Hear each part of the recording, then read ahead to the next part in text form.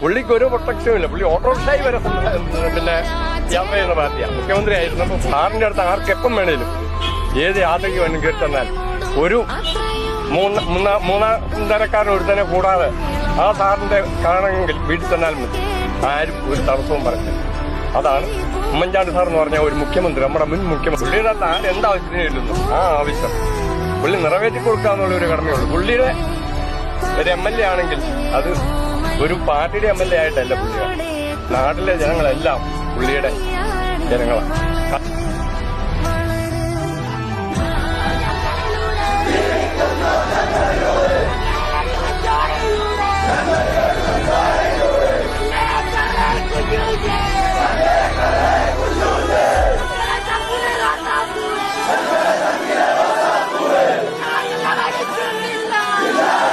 ചില ആൾക്കാർ ഈ വീഡിയോ കണ്ടിട്ട് പറയും PR വർക്കാണ്, അങ്ങനെയുള്ള കാര്യങ്ങളൊക്കെയാണ്. ഇതൊന്നുമല്ല, ഇത് അനുഭവിച്ചറിഞ്ഞ സത്യമാണ്. ശരിക്കും ഒരു മനുഷ്യനിൽ നിന്ന് അവർക്ക് കിട്ടിയ അനുഭവങ്ങൾ, അവർ സഹായത്തിനായി ചെന്നപ്പോൾ അവർക്ക് കിട്ടിയ അവർ വിചാരിച്ചതുപോലുള്ള സഹായം അവിടെ നിന്ന്, അദ്ദേഹത്തിൽ നിന്ന്, ഉമ്മൻചാണ്ടി സാറിൽ നിന്ന് കിട്ടിയ ഒരു സഹായത്തിൻ്റെ ഒരു സ്നേഹം എന്നൊക്കെ വേണമെങ്കിൽ പറയാം.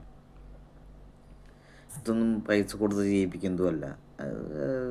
ഇപ്പോൾ ഉള്ളൊരു അവസ്ഥ, ഇപ്പോഴത്തെ മുഖ്യമന്ത്രിയെ നമ്മൾ കാണാൻ പോകുന്നുണ്ടെങ്കിൽ എന്തോരം ഫോർമാലിറ്റീസാണ്. പക്ഷേ ഉമ്മൻചാണ്ടി സാർ എന്ന സമയത്ത് ഒരു ഫോർമാലിറ്റിയും കൂടാതെ തന്നെ നമുക്ക് ധൈര്യമായിട്ട് കയറി ചെല്ലാൻ പറ്റുന്നൊരു ഒരു ഭരണമായിരുന്നു ആ കാലഘട്ടത്ത്.